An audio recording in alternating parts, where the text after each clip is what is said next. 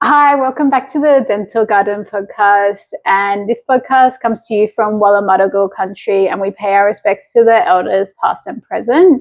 My name is Dr. Francis Eshad, and this is Jack, DA at Dental Garden. Today we'll be talking about Bruxism, something I'm also interested in myself. But first things first, Dr. Francis, what is Bruxism exactly? Bruxism is when people clench their teeth together or grind their teeth together. So they're just closing their jaw really tight, or they might be moving their jaw around. It can be during the day, but mostly while they're asleep at night is the most common time for it. Now, is that always necessarily a bad thing, or can it just be harmless and possible?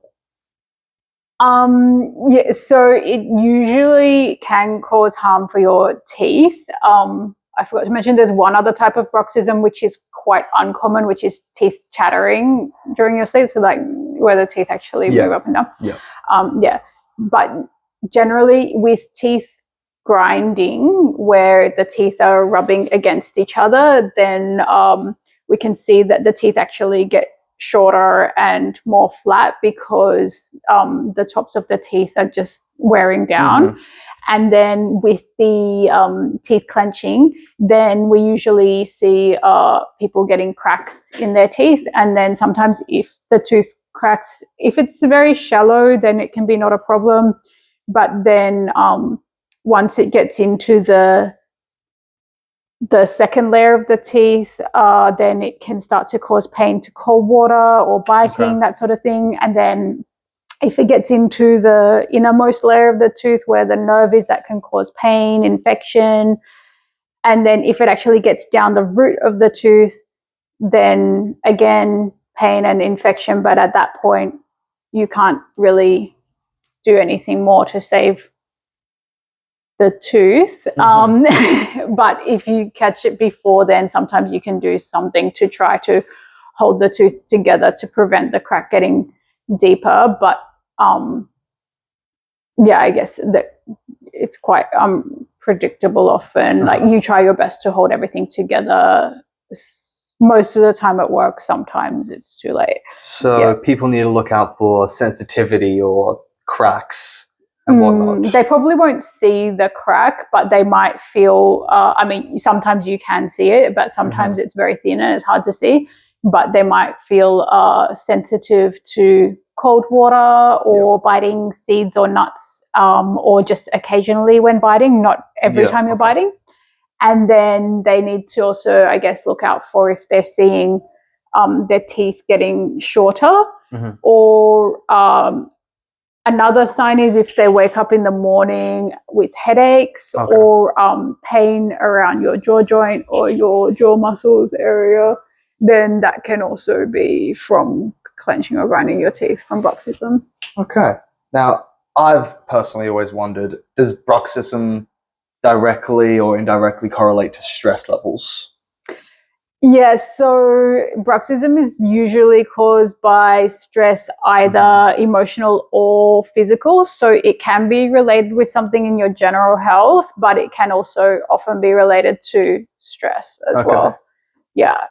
So often people will clench or grind their teeth when they're stressed, or sometimes also when they're just focusing really hard on something, or but it can also be related to, they find sometimes, especially with women for some reason who grind their teeth, it can be related to airway issues, like not having enough oxygen and trying to push their jaw forward to breathe more. And sometimes in children as well, we see that. Yeah. Now, on that, can bruxism be also linked to sleep issues or whatnot? Yeah, I guess like what? Yeah. So while someone's sleeping, if they're not necessarily getting enough oxygen while they're sleeping, they might be more likely to be grinding their teeth or and during sleep. You mentioned bruxism grinding in children. Yes. Anything more on that? Should parents be worried? Anything they can do to stop it? Yeah, so if the child is grinding their teeth, you should tell your dentist, and normally we would look at trying to treat the cause of it first. So first get them checked out by ear, nose, throat doctor to find out if they've got, large tonsils or adenoids or some other like allergies or something that's obstructing their airway that's making them to grind their teeth more. Mm-hmm. And you'd also want to look into, I guess, like the size of their jaws. Do they have enough space for their tongue? Is the tongue pushing back and reducing the airway? And normally, so often kids can grow out of it, but not always. But you still want to make sure they're getting enough oxygen at night while they're sleeping, just for their general growth and development. Yeah. You can see to look at it. Yes, you got it. Yeah. Now, when someone comes to the clinic, what do you typically look for that could link to bruxism? You mentioned cracks or shorter teeth, but is there anything else in particular? Yeah, of course. So whenever someone comes for their checkup, I'll normally check their jaw joint. So what I'm feeling for is if there's any sort of noise or friction in the jaw joint, and also checking the like the muscles, the masseters and the temporalis that help somebody to clench their teeth together and feel how strong it is. Because if it's quite strong or overgrown, then maybe the person is more likely to be clenching or grinding their teeth in their sleep. And then inside their mouth, I'll be looking at the inside of the cheeks. So sometimes we can see bite marks or quite a lot of people have a sort of like a line where the teeth are inside the cheek. A lot of the time it's normal, but sometimes if it's more pronounced, then maybe there's a lot of tension in their mouth and they're like sucking the cheeks in towards the teeth. And same with on the tongue, you might see sort of like bite marks or teeth marks on the tongue if they're more tense and more like clenching their teeth. And then just what you said on the teeth themselves, you might see cracks, chips, wear. Okay. Now, there's one more thing as well. You do also see sometimes the bone itself overgrows, so you'll see these like bony lumps called tori that could be like on either of the jawbone. Sometimes that's in response to clenching or grinding your teeth. Okay. Now, are there any treatments to bruxism, or is it really just night guard or mouth guard? You can get a night guard, which is called an occlusal splint. It's like an acrylic clear, sort of a mouth guard, but very firm and hard, not like a sports mouth guard. Okay. And that's about 2 millimeters thick. It's got a flat surface so that your jaw can move freely, and it also opens up your jaw a little bit to relax it. And then the main purpose of it is to protect the teeth so that you will, grind or clench into the guard rather than into your teeth. So you're damaging the guard rather than damaging your own teeth. Okay. And then, but in addition to that, so I guess the first thing we want to do is find out if there is some sort of a sleep or airway issue that might be causing the grinding. So it's good to do a sleep study first to find out if there's some sort of sleep apnea or sleep disorder breathing going on. And then from there, if there is, then you might want to see an ear, nose, throat doctor to check if there's any other sort of obstruction happening. And then that could change the course of what treatment you might need in terms of like, do you need an occlusal splint or a mandibular advancement splint, which is more for the snoring, or do you need something completely different, maybe a CPAP? But other things you can do is see a facial physio. So we can refer to facial physio who can actually help you to more relax the jaw muscles and reduce the amount that you are clenching or grinding in the first place. That's especially good for people who can't tolerate a splint or who are doing it during the day, or if you're getting pain or headaches or that sort of thing. But essentially it's good to try to treat the cause as well as just stopping you from damaging your teeth. Mm-hmm. One more option is to have Botox into your jaw muscles to relax them a bit as well. Usually that would be after we've done all the other things, and if you're still having problems, then maybe you need Botox. Okay. Yeah. And if left untreated, is there any long-term damage that bruxism can cause? Yeah, so I guess like where we spoke about it earlier, you can end up losing your teeth if you do crack your tooth or split your tooth. Sometimes people will come in with the tooth that's completely split in half long ways, and that's that sometimes it's caused by an accident, but sometimes it's caused by teeth clenching as well. And then I guess, just taking care in general of your teeth. If they get shorter and shorter and shorter, eventually that's going to get into where the nerves are of the teeth, and then that might end up causing pain, infection, that sort of thing. Okay. So you do want to take care of your teeth so you can keep them. Yeah. Now, have you ever found any patients feel embarrassed to talk about their teeth grinding or clenching and so on and so forth? And what would you say to those patients that perhaps do feel embarrassed about that? I don't think it's anything to be embarrassed about. A lot of people do it. It's quite common. But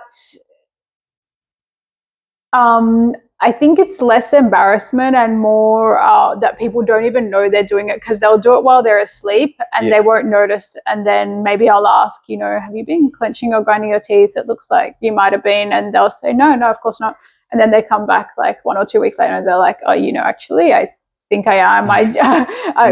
Because they'll sort of realize after I mention it that, oh, I do wake up really tense, or they'll ask their partner and their partner will say, like, even for me, I grind my teeth, and I used to think that I just clenched my teeth because I would always wake up really sore, and I would even be like sore in my gums.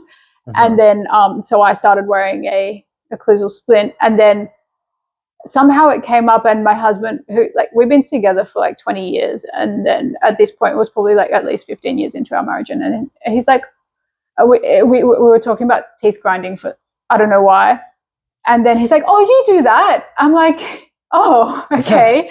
After all this time, you're telling me now, like, you never told me that I grind my teeth, and I didn't even know that I was doing it. So, and I'm a dentist, so like, yeah. Could be stress related. Yeah, maybe, I don't know. So, is it always the case that someone's jaw pain or headaches can be linked to bruxism?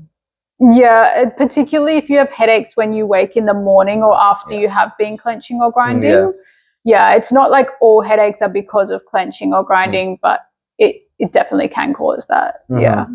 Now, you mentioned treatments earlier, but are there any lifestyle changes you could make to avoid or stop bruxism? What I also forgot to mention was if it is related to stress, like emotional stress, then you might want to speak to your GP or a psychologist or a counselor or a therapist or someone who can help you with your general stress or anxiety to help reduce that as well. If that is a factor in it, then anything that can help you, reduce that. Good to know. Now, is there any certain way you go down to treat bruxism, like a certain, method, foolproof method? I mean, I guess everyone's different, so you wouldn't say like foolproof, but just in general, I would normally start with sleep study, physio, and then after they've got their sleep study results, then you would look at whether you're going to make a night guard or do something else instead.